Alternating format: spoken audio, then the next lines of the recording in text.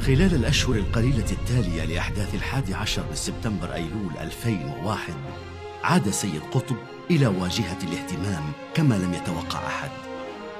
فقد أخذ الدارسون والخبراء ومراقبو القوى الإسلامية السياسية في البحث عن الفكر المرجعي وراء ما يعرف بمجموعة القاعدة التي نفذت الهجمات على واشنطن ونيويورك.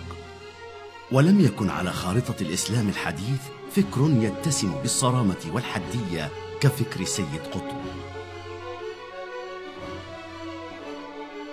علاقة قطب بأفكار القاعدة هي بالطبع علاقة واهية، ولكن هذا لا ينفي أن الرجل الذي بدأ حياته معلما وأديبا وناقدا قد تحول بعد إعدامه إلى الأب الشرعي للراديكالية الإسلامية.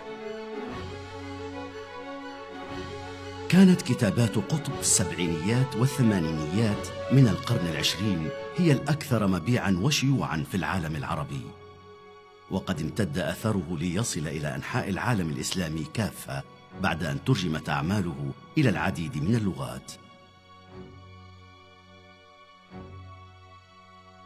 سيد قطب نفسه رأيه أنه الأفكار حين نغذيها بالدماء تعيش وتستمر بين الأحياء، وبالمعنى ده هو كان مرحب بإعدامه.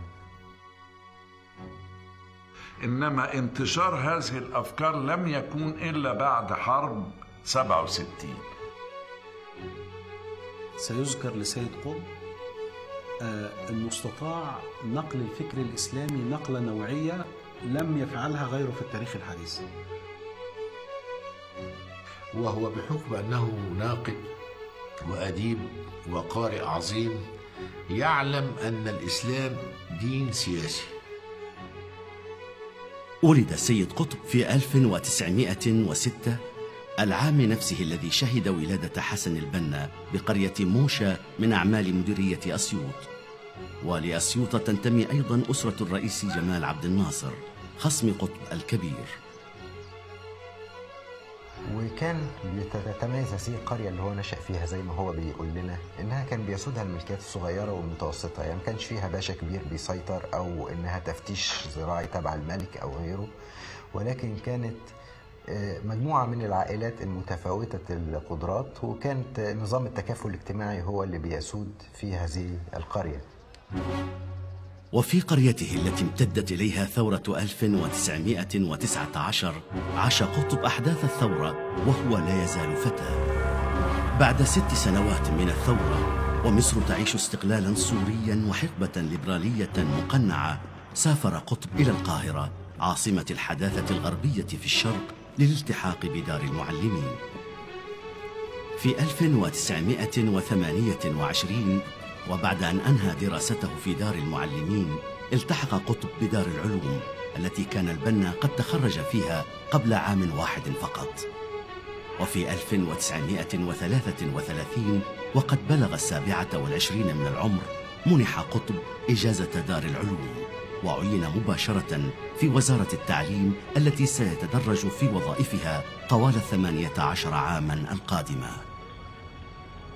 السيد قطب كان أحد النقاد الأدبيين الموجودين في مصر أو أعظمهم على الإطلاق. الذي قدم نجيب محفوظ للساحة الأدبية في العالم العربي هو سيد قطب، وأكد وقتها مبكرا على أنه سيكون أهم روائي في العالم العربي. تعرف قطب إلى معظم أدباء عصره ونشر مقالاته النقدية لأهم أعمال توفيق الحكيم وطه حسين وعزيز أباظة في أبرز مجلات ذلك العصر وصحفه.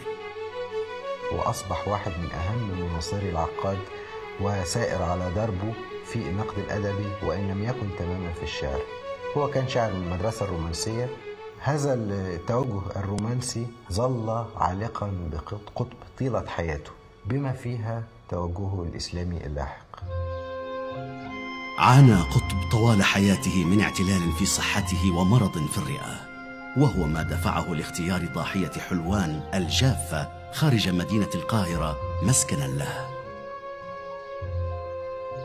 كان مريضا بالسل في سن مبكرة، وفي فترة لم يكن لهذا المرض علاج. والذي يمرض بالسل في مصر في الأربعينات أو أواخر الثلاثينات معروف أنه لا يتزوج.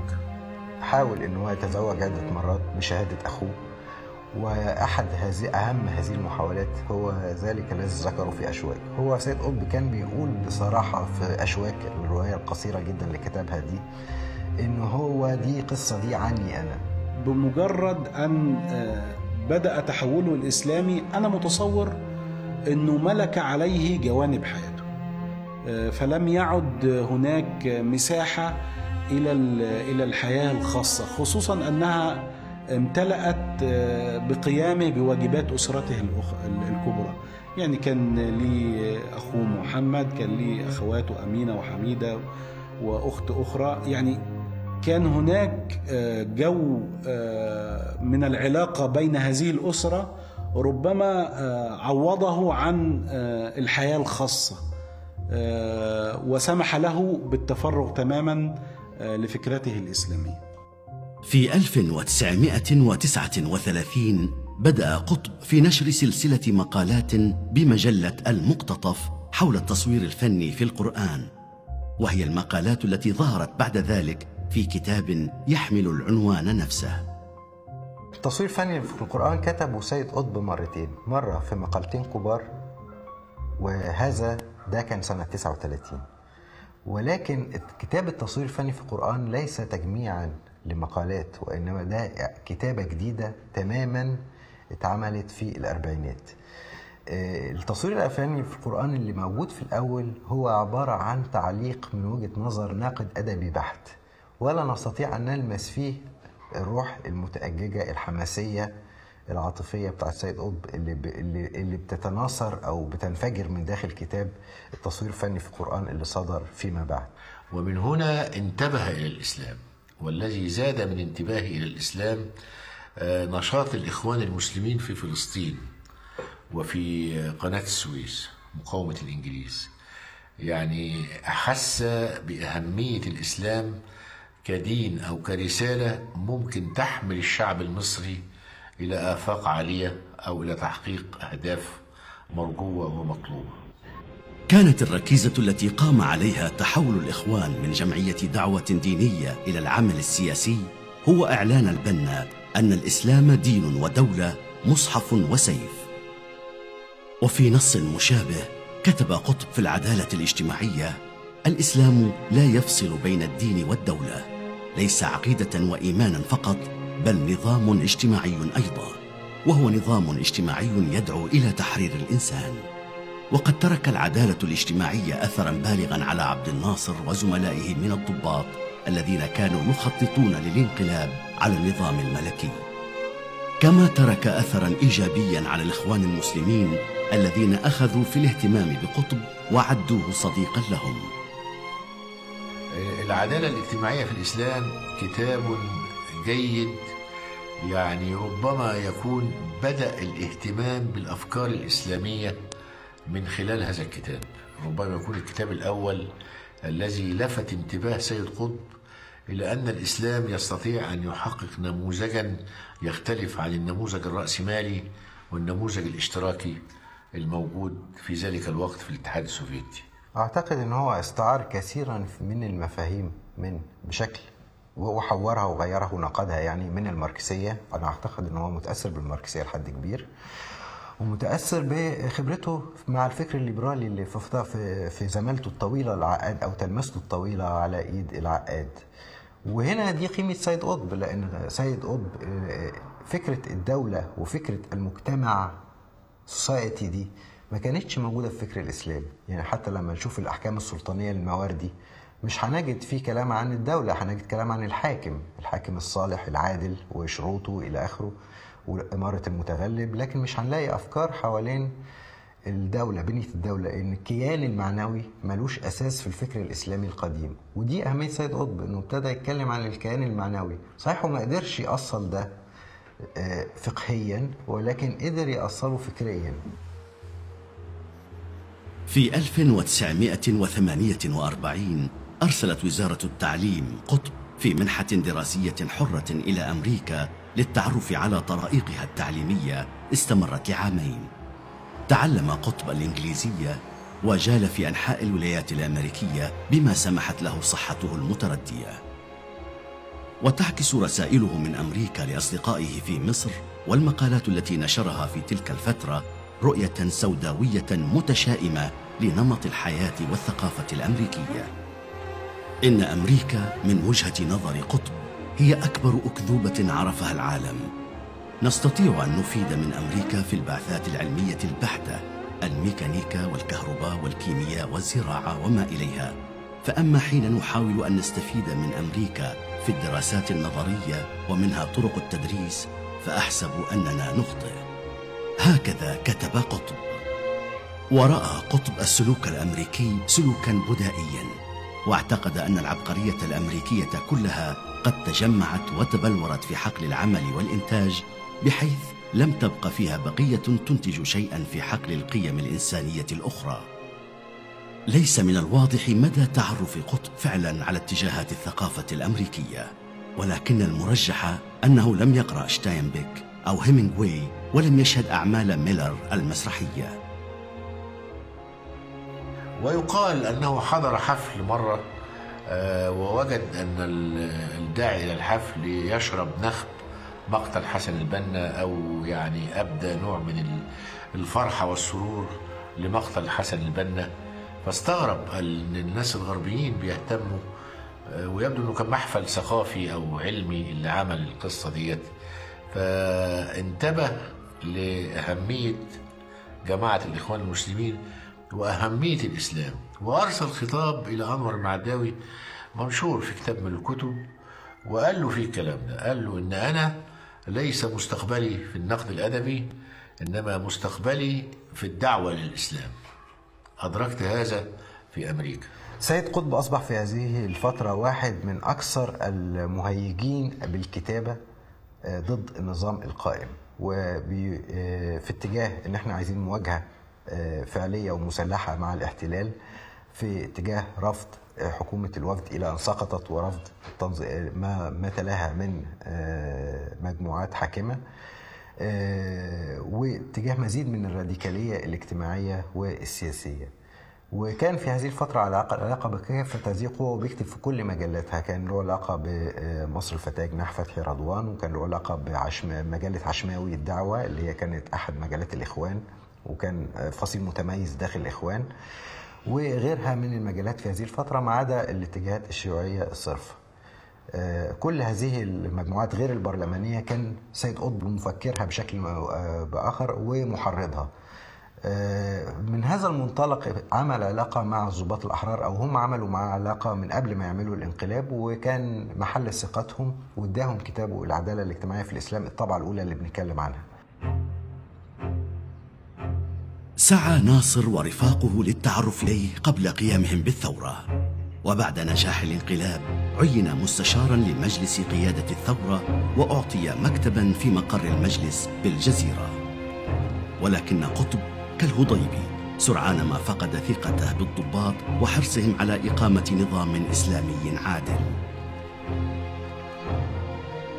الأفكار الأساسية للثورة وللضباط هي من بنات أفكار السيد قطب، وإنه في البيت سيد قطب في حلوان كان هذا البيت يشهد لقاءات مع الضباط، ويمكن أن يكون سيد قطب الرافد الفكري الأساس للضباط الأحرار.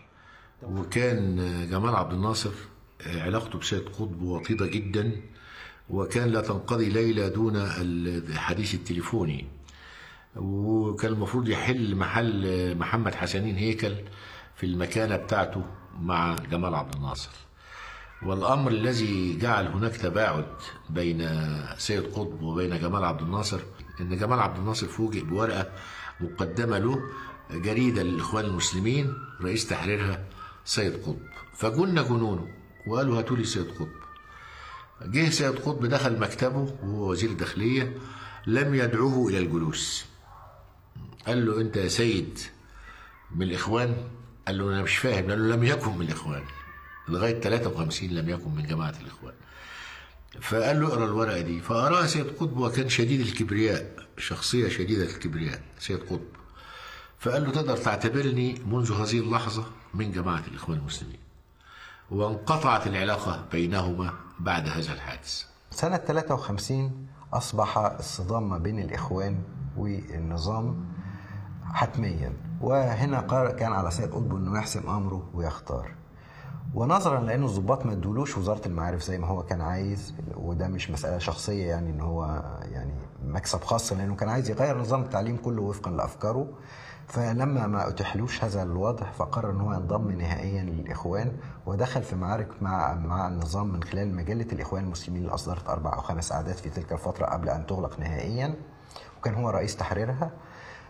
وهنا دخل بقى جناح الهضيبي، ما عادش مع جناح صالح عشماوي اللي تصالح مع عبد الناصر، وإنما دخل الجناح الآخر. أودع قطب سجن لمانطرة القريب من مدينة القاهرة، وربما جنبته مكانته الفكرية وسابق علاقته بضباط الثورة إساءة المعاملة والتعذيب الذي تعرض له الكثير من معتقلي الإخوان الآخرين.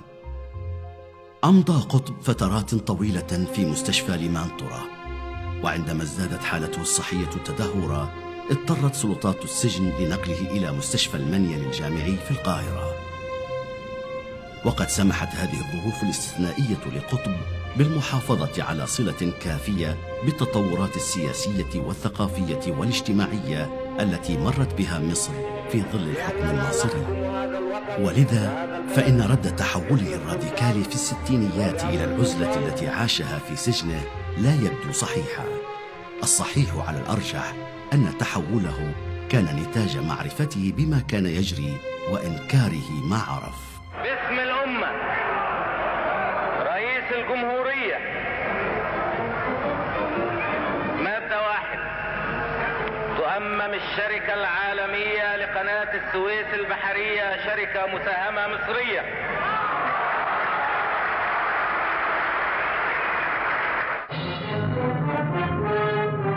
The Suez Canal, lifeline of Europe, in a dramatic sequence of events, became a cause of war when President Abdel Nasser announced its seizure by Egypt. Plus, Israeli troops struck down the Sinai Peninsula. ثم دخلت علاقات مصر مع الغرب حالة بالغة من التأزم عندما أعلن عبد الناصر تأميم شركة قناة السويس في رد على امتناع واشنطن والبنك الدولي تمويل إقامة السد العالي. وفي أكتوبر 1956 فوجئ العالم بقيام بريطانيا وفرنسا وإسرائيل بشن الحرب على مصر واحتلال قطاع غزة وشبه جزيرة سيناء ومنطقة قناة السويس. ورغم الخسارة العسكرية التي حدثت في حرب 56، لكن عبد الناصر فاز بتأميم القناة، ألغى معاهدة 54 التي كان قد وقعها وفيها بنود لا يوافق عليها، أمم الممتلكات الأجنبية التي كانت موجودة في مصر. التأثير ده على الإخوان أنه أدى إلى تفتيت صفوفهم أكتر وأكتر، والشيوعيين كتير منهم ابتدوا يقتنعوا بأن مشروع عبد الناصر له مصداقية ومن الممكن التعامل معاه، فزاد الإخوان ضعفا على ضعف في فترة سجنهم، بأن كتير منهم بقى كتبوا برقيات تأييد، وفعلا عبد الناصر ابتدى يفرج عنهم من 56 من قبل الحرب، وأفرج عن قطاعات واسعة، وتبقى جناح الهضيبي المتماسك في الداخل لوحده في السجن. تحول عبد الناصر إلى زعيم مسيطر متفرد، فاقم من سيطرته وتفرده كاريزما بالغة التأثير والتفاف شعبي هائل. عبد الناصر أراد أن يحول الشعب المصري إلى قابضي مرتبات. لا توجد ثروة ولا سلاح عند أي أحد، السلاح أولمه، فاضل الثروة. عندما يتحول الشعب المصري كله إلى موظفين وإلى قابضي مرتبات لا يفكر أحد في الخروج عليه. عندما حضرت الدولة الإخوان المسلمين لم تتعرض لجمعيات إسلامية أخرى غير سياسية مثل الجمعية الشرعية وأنصار السنة. وفي عصر عبد الناصر بني في مصر من المساجد أكثر مما بني طوال عقود سابقة. وقد تحول الأزهر إلى جامعة كبرى، وأضيفت إليه عدة هيئات جديدة، كما أطلقت البعثات الأزهرية إلى كل أنحاء العالم. ولكن هذا التوسع الإسلامي كان ككل شيء آخر قام به عبد الناصر. إسلام تسيره الدولة. فأنا بقول إنه هو تصرفاته وإنه هو يعتقل الإخوان بالطريقة دي، إنه يعمل محاكم استثنائية مخالفة للديمقراطية، إنه يعمل الأعمال ديت تدل على موقف معادي للإسلام. ما جرى بين عبد الناصر والإخوان هو أقرب إلى صراع سياسي. طبيعة أحد الطرفين الإخوان وأنها جماعة دينية أعطى للصراع بعدا دينيا، لكن في العمق لم يكن عبد الناصر لديه مشكلة مع الإسلام. عبد الناصر لم يكن موافقا على مشروع الدولة الإسلامية. هذا هو الخلاف بينه وبين الإخوان المسلمين، ليس هل هو مع الإسلام أو هو ضد الإسلام، ولكن هل هو مع الدولة الدينية أو مع الدولة المدنية الديمقراطية التي تضم أطياف مختلفة وأتباع لأديان مختلفة. عبد الناصر ارتكب أو يعني أصدر قرارات يمكن أن تكون ضرت بما نتصوره يعني مشروعا إسلاميا، مثلا قرارات الخاصة بالأزهر والسيطرة على الأزهر، القرارات الخاصة بالأوقاف وإلغاء القضاء الشرعي وغير ذلك، لكنها يمكن النظر إليها في إطار مشروع وطني جديد، ليس بالضرورة انقلابا على الدين بقدر محاولة توظيفه لخدمة هذا المشروع.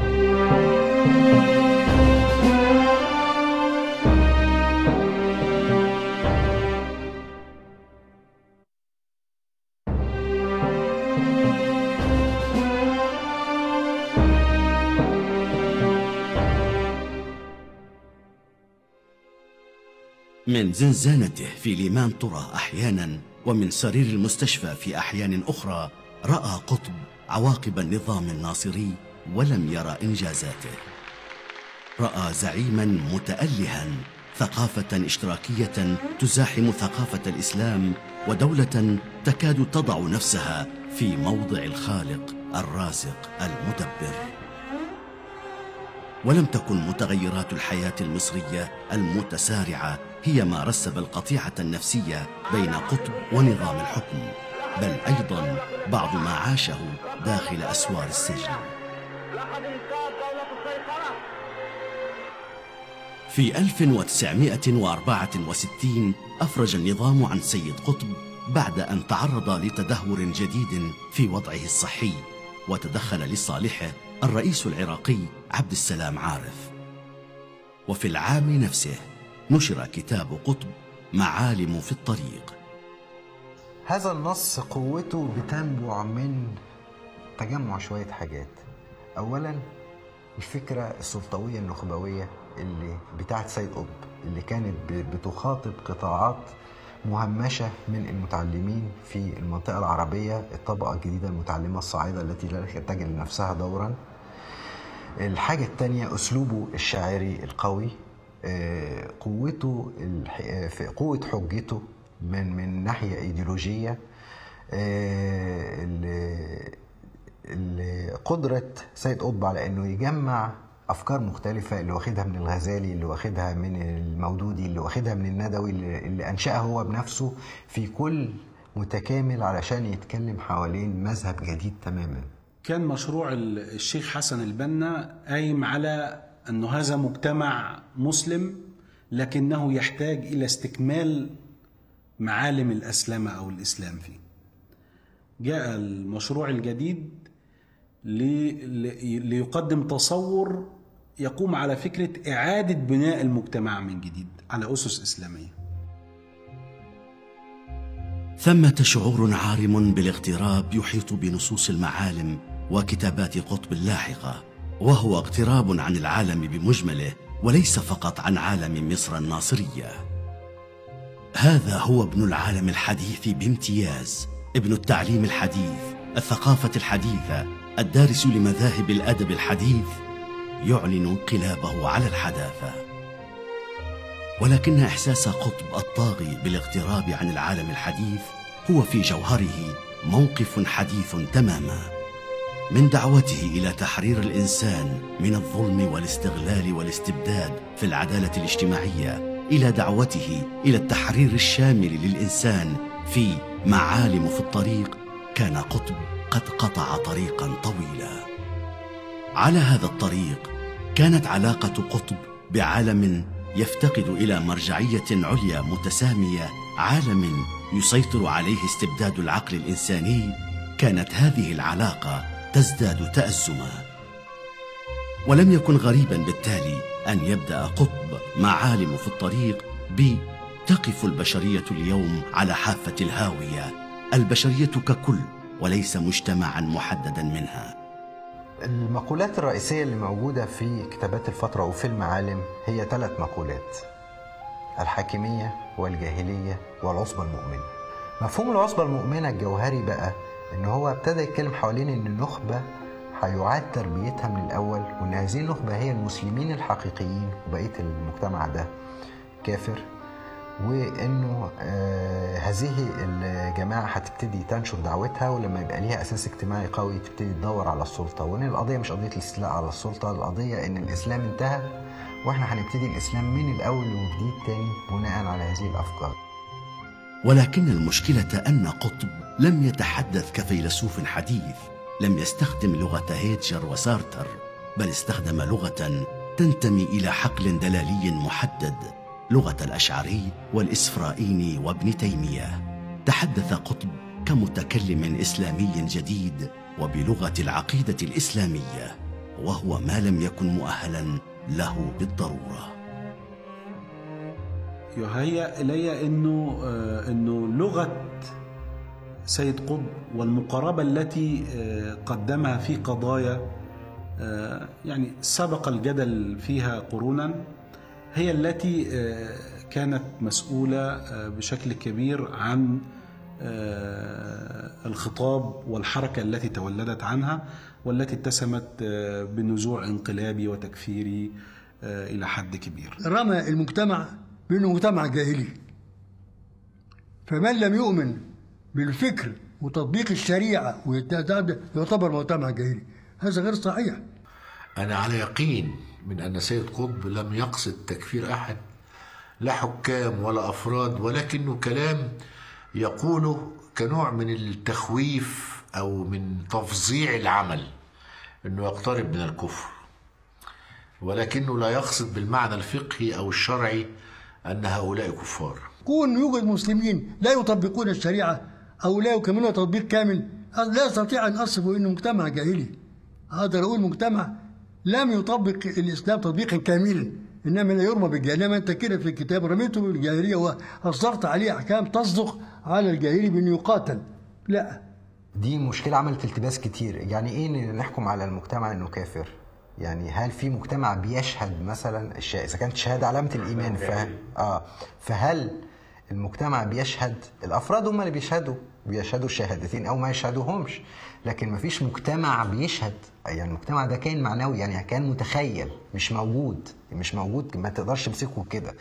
والدولة نفس الشيء. يعني إيه دولة مسلمة؟ يعني عبارة عن إيه؟ يعني بتعمل إيه؟ بتصلي مثلا يعني وهكذا. فهي قصة في مشكلة إن النص قبل إعادة التفسير لأنه دخل في منطقة جديدة، وبالتالي اتفهم بأشكال مختلفة تماما. بمقابلة صريحة معه ومع الأستاذ عمر التلمساني وأخبروني بها، لم يكفر أحدا ولم يطلب أن يكفر لا من الشعب ولا من الحكام. كلام قاطع. أما الذين يؤولونه كلامه ولكي يعني يصلوا به إلى أن يكفر المجتمع أو يكفر، هذا كلام تأويلي. ولكن الحقيقة أن المنطق الداخلي لنص قطب كان يؤدي لا محالة إلى التكفير. كتب معالم في الطريق بلغة عربية آسرة بقلم أديب محترف، كتب بلغة غاضبة لم تلتزم التقاليد الاصطلاحية للجدل العقدي الإسلامي. ما كان يحتاجه معالم في الطريق ليفسر تفسيرا تكفيريا كان سياقا جديدا، سياقا ترتفع فيه حدة الغضب ويتزايد فيه الابتعاد عن التقاليد العقدية السنية. ولم تمر شهور على نشر الكتاب حتى ولد ذلك السياق متوجا بإعدام صاحب المعالم. بعد القبض على الإخوان في 54 وتشتتت الجماعة، ذهب من ذهب إلى السجن وذهب من ذهب إلى المعتقل. جميع إن لم نقل يعني كلمة جميع دي جايز فيها مبالغة شوية، ولكن أغلبية شباب الإخوان دخلوا في تجمعات سرية صغيرة في جميع أنحاء البلاد المصرية. فهذا التنظيم بدأ ب5 تنظيمات منفصلة في 5 أماكن مستقلة تحرك لإنشائها أعضاء سابقين في جماعة الإخوان المسلمين أو أعضاء لم يتم اعتقالهم ولم يكونوا معروفين، ومنهم علي عشماوي. ثم في مجرى الحركة للانتقام لضربة 54 اتقابلوا وتوحدوا وعملوا تنظيم.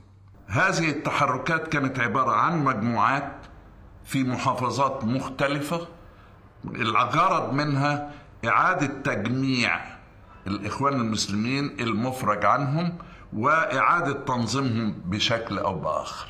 واستمر هذا من 54 لغاية 59 عندما ظهر شخصية يعني مثيرة للاحترام وللدهشة اللي هو عبد الفتاح إسماعيل عليه رحمة الله، الذي جاب البلاد شرقا وغربا وشمالا وجنوبا لتجميع الإخوان من جديد. كان بيتردد على الحاجة زينب الغزالي في منزلها اللي كانت بتعقد شبه جلسة دينية بالذات يوم الجمعة، بتدعي ليها بعض المفكرين وبعض علماء الدين وبعض الملتزمين وكثيرين من الإخوان المسلمين.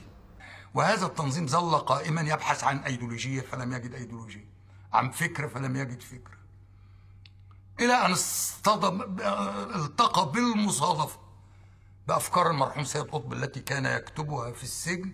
حميدة قطب وأمينة قطب كانوا بيزوروا الشيخ سيد قطب في السجن بصفة مستمرة. في إحدى هذه الزيارات أعطاهم ملزمة بتحوي مجموعة من الأفكار. التقى هؤلاء الشبان بالأفكار الأولى التي يرسلها سيد قطب من السجن، فطلبوا المزيد منها، فبدأ يكتب لهم خصيصا ما عرف بعد ذلك بكتاب معالم على الطريق، يكتب لهم منافسته. وطلبوا من الأستاذ الخضيبي، قالوا احنا عايزين شخص يعني ده مش تنظيم حركي، ده تنظيم ثقافي وتربوي، واحد يكون له فائدة في التوجيه في التربية، يقول لنا نقرأ ايه ما نقراش ايه يعني في هذه الأمور. قال لهم ما اعرفش غير سيد قطب هو الذي أثق فيه في هذا المجال. زاروه في بيته وطلبوا منه انه يقودهم تنظيميا، ودي شهاداتهم مش بس في التحقيقات ولكن في الكتابات اللي كتبوها بعد كده في مرحلة التسعينات عن شهادتهم عن قادة هذا التنظيم، عن شهادتهم عن الفترة. ومن هنا كان أصبح بمثابة قائد، ولكن ما بيتولاش أمور قيادة تفصيلية، ولكن يستشيرونه فيما يعن لهم ولا يتخذوا قرارا أساسيا إلا بموافقته. علاقة سيد قطب بالتنظيم لا تتجاوز شهرين، وفي آخر الشهرين بدأوا يعتقلوا اعتقالات عشوائية أو اعتقالات استباقية للإجهاض إذا كان في شيء يعرفوه. في صيف 1965 وفي ظل تنامي التنافس بين أجهزة النظام، أطلقت الشرطة العسكرية بتوجيه من مكتب المشير عبد الحكيم عامر قائد الجيش حملة واسعة النطاق لملاحقة نشاطات الإخوان المسلمين السرية. وسرعان ما كشفت الاعتقالات العشوائية عن التنظيم السري الذي كان يقوده قطب. اتقبض على أحمد عبد المجيد واللي كان عنصر فاعل مع علي أحمد عشماوي، أحمد عبده عشماوي. فأحمد عبده عشماوي بدأ يقتنع أن التنظيم بدأت أفكاره تتعرف وبدأ أبعاده تتعرف، ولأنه كان بيتخذ من أفكار سيد قطب من أساس لأيديولوجيته، فشاف إن هو ياخد بعضه ويروح لسيد قطب يقول له إيه الحكاية، وقال له إن إحنا الآن بدأ اعتقالات في أوساط التنظيم، نعمل إيه؟ قال أنتوا عددكم قد إيه؟ ولا يعرف شيء عنهم بالمرة يعني. قال له إحنا عددنا كبير جدا. طيب السلاح اللي موجود عندكم قد إيه؟ قال له سلاح يعني موجود بدرجة كافية. قال له طيب هو دلوقتي الاعتقالات معناها التعذيب الشديد حتى الموت، لأنه صاحب تجربة سابقة سنة 54 سيد قطب عذب تعذيب شديد سنة 54. فسأله سؤال واحد بسيط، قال له لو جاءنا المعتقلون هل نقاومهم؟ قال له ده ما فيش شك، لابد من مقاومة الضباط الذين يأتون لاعتقالكم. ما فيش حد يسلم نفسه بسهولة، عشان يعرفوا ان المسألة مش بالبساطة اللي هم فاهمينها دي. ومن هنا انقلب هذا التنظيم من مجموعات إخوانية كانت مسالمة إلى تنظيم مسلح ياخد موقف من النظام، إلى التخطيط لمحاولة اغتيال جمال عبد الناصر وهو مسافر للإسكندرية في قطار أو في اسكندرية نفسها، أو نسف القناطر الخيرية طبقا لتوجيهات الشيخ سيد قطب. السلاح اللي موجود في التنظيم في ذلك الوقت كان مسدس في حيازة علي عشماوي، له 6 طلقات، وقدر لي أن أراه في بيت من البيوت قبل الاعتقالات. كان مع علي عشماوي مسدس صغير وأظن لا يقتل أحد.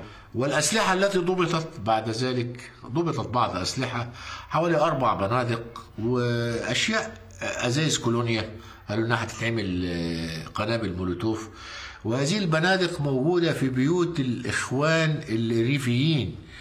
أي واحد ريفي عنده في بيته سلاح، ديت جزء زي القلة بتاعت المية كده، أمر عادي يعني. وبعدين التنظيم نفسه اللي اتهم بأنه هيخرب ويقتل وينسف والكلام اللي اتنشر في الجرايد في ذلك الوقت، قدم للمحاكمة منه 57 واحد، 57 شخص كلهم معيدين في الجامعة، أطباء أو مهندسين أو في الطاقة الذرية.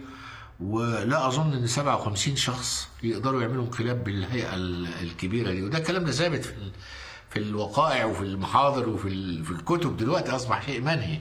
دي حقيقة لا خلاف فيها، فيما أظن أن المرحوم حسن الهضيبي كان يعرف بأمر هذا التنظيم وكان يوافق على قيامه، هذه واحدة، وأنه كان يعرفه بأيديولوجيته ويوافق على أيديولوجيته.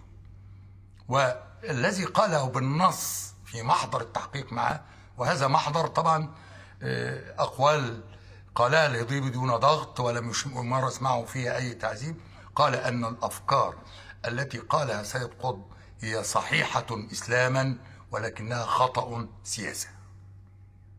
وكان معنى ذلك أنه يوافق على الاستراتيجية ولكنه يتحفظ على فكرة إعلان مثل هذه الأفكار في مثل هذه الظروف. فرحت للمرشد وأنا كنت مسؤول عن التنظيم وعن كل من نلتقي بالحسن الهضيبي سواء من مصر أو من غير مصر. كنت أنا حلقة الاتصال وأخبرتها ماذا هذا؟ يقولون لي إنك أعطيت أمر وعندك موافقة. وقالت لي زينب الغزالي وقال لي عبد الفتاح اسماعيل إنك أنت وافقتهم على عمل تنظيم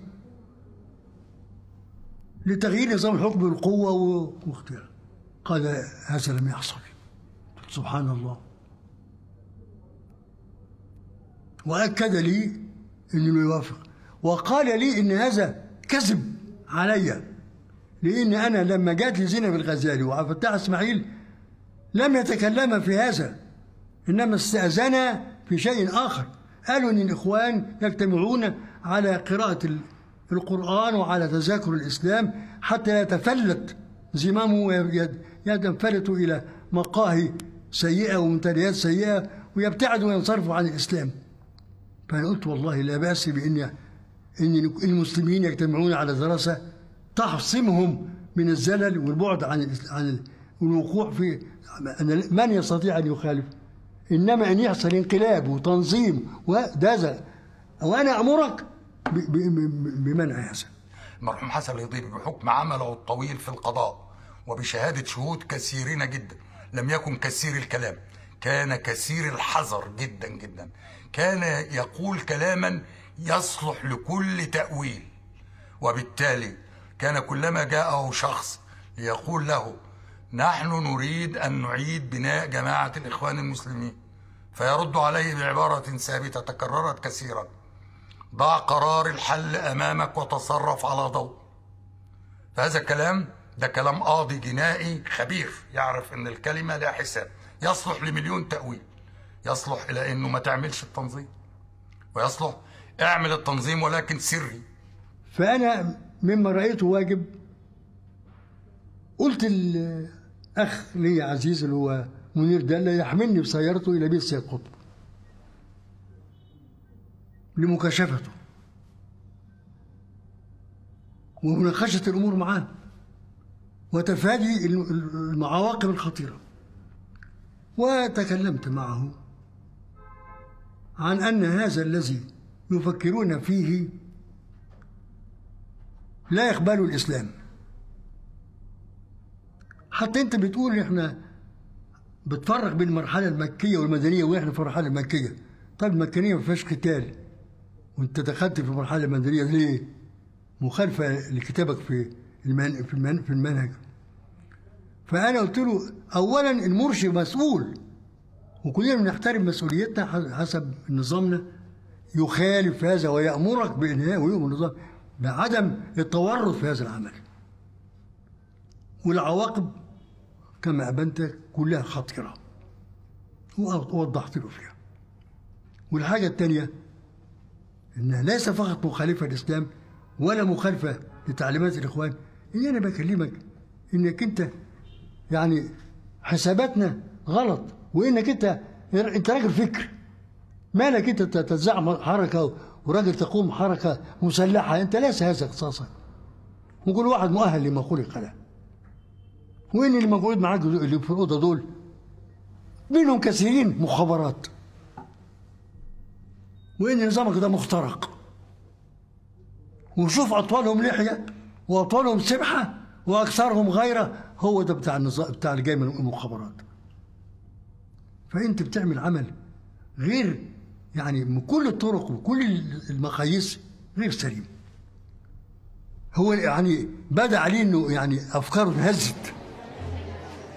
في الأيام القليلة التي سبقت اعتقاله ألغى قطب خطة الاغتيالات والتفجيرات التي أقرها مسبقا بعد أن تيقن من عجز التنظيم عن إحداث أثر يذكر في وضع الحكم. وبالرغم من إدراكه بأن اعتقاله ومن ثم إعدامه هي مسألة وقت، فقد رفض مغادرة البلاد بأية حال من الأحوال. كانت المباحث الجنائية العسكرية تفرج عن متهمين حققت معهم وتتركهم أحرارا على باب السجن الحربي، فتعتقلهم مباحث أمن الدولة من على باب السجن الحربي وتأخذهم إلى سجن القلعة لكي تواصل التعذيب فيهم، أو يتنافس الطرفان في القبض على خلايا لمجرد الشك فيها لا تكون لها علاقة بالقضية. ومن هنا التنظيم كله على بعضه لم يكن يزيد في تقدير الذي عن 150 أو 200 عضو، فكانت النتيجة أنه اعتقل ما يزيد عن 20,000 عضو من الإخوان المسلمين، واعتقل كل من سبق اعتقاله، ودارت عملية تعذيب بشعة جدا. وبعد ذلك التحقيق انتهى إلى أن المتهمين الحقيقيين في قصة الانقلاب 57 معيد في الجامعة، مهندس وطبيب وباحث في الطاقة الذرية. حُكم المتهمون أمام محكمة عسكرية ترأسها الفريق الدجوي، وانتهت إلى إصدار أحكام بالإعدام على قطب وعبد الفتاح إسماعيل ومحمد يوسف هواش رفيق قطب السابق في السجن وأحد مريديه. كما حُكم بالإعدام على 3 آخرين خفف الحكم عنهم فيما بعد إلى السجن المؤبد. وبالرغم من التدخلات العربية والإسلامية والتظاهرات الاحتجاجية خارج مصر، أصر النظام على إعدام قطب ورفيقيه، وقد أعدم الثلاثة بالفعل في صيف 1966 قبل عام واحد فقط على حرب 1967 المدمرة. اعتقل الهضيبي من جديد في صيف 1965، وبالرغم من عدم توجيه تهمة ما له فقد أرسل إلى سجن طراه. بعض من قرأ معالم في الطريق وتأثر أنا شخصيا أعتبر أنه هو ليه أسباب خلفية. شباب عنده غيره، قليل الفقه، رأى التعذيب على أشد وعانى منه معاناة شديدة، ولد عنده نوع من الحقد، نوع من الغل. فجت الأفكار ديت صادفت خلفية وأرضية صالحة، فخرج التفكير والهجرة. تولت لجنة مكونة من الأستاذ مأمون الهضيبي ومن المرحوم المستشار سالم البهنساوي ومن الأستاذ طاهر أبو سعدة ومن الأستاذ عبد الفتاح المحروقي وبعض آخر لا أذكره الآن.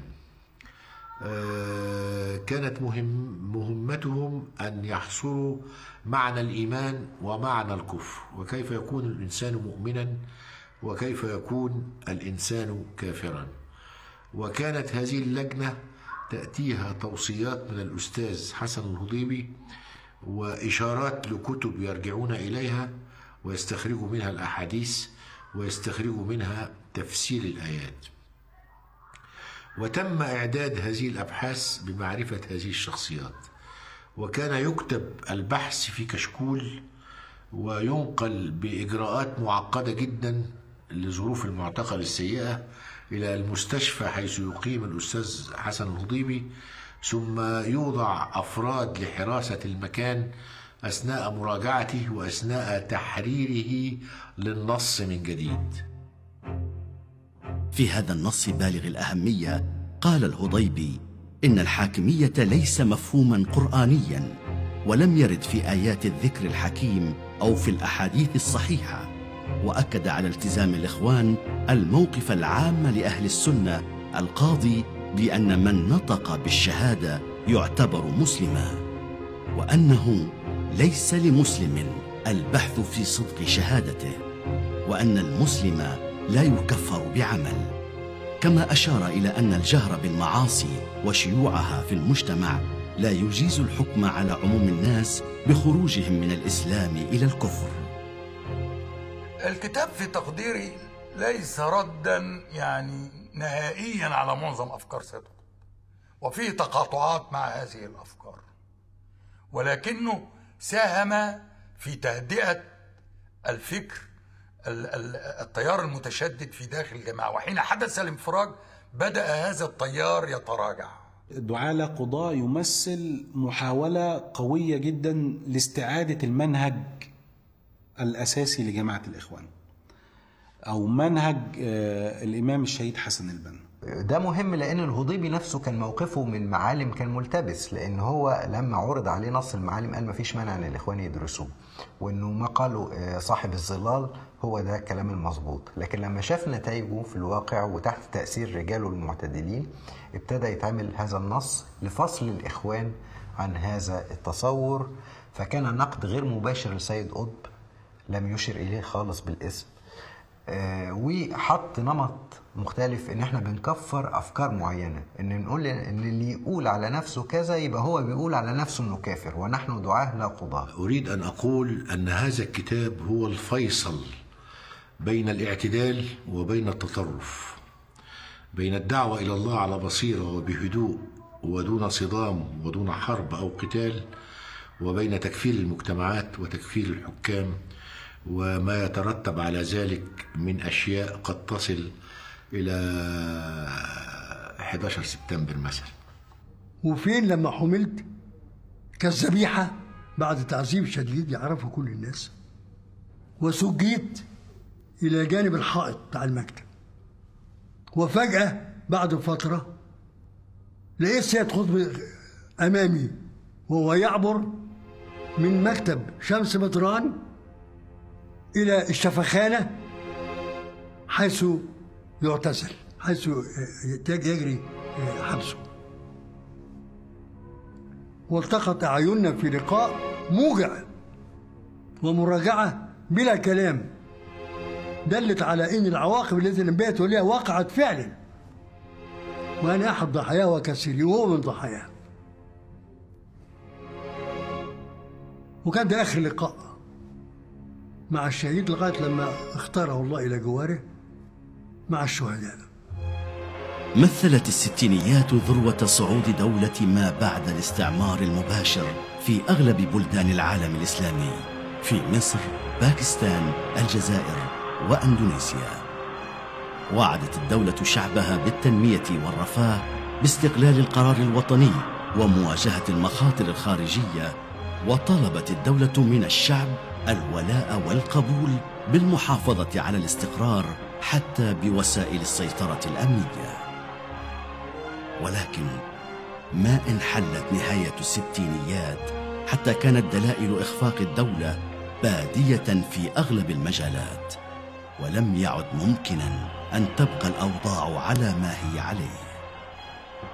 طرح الإخفاق سؤال شرعية دولة الاستقلال وجدوى السكوت عن سيطرتها ووسائلها القمعية، وأخذت الدولة في مواجهة تحديات داخلية متزايدة. أحد أكبر هذه التحديات كان تحدي الإسلام السياسي. والمدهش أن مصر التي شهدت أكبر عملية قمع وتصفية للقوى الإسلامية كانت الساحة التي ستشهد أول بوادر الصعود الإسلامي السياسي.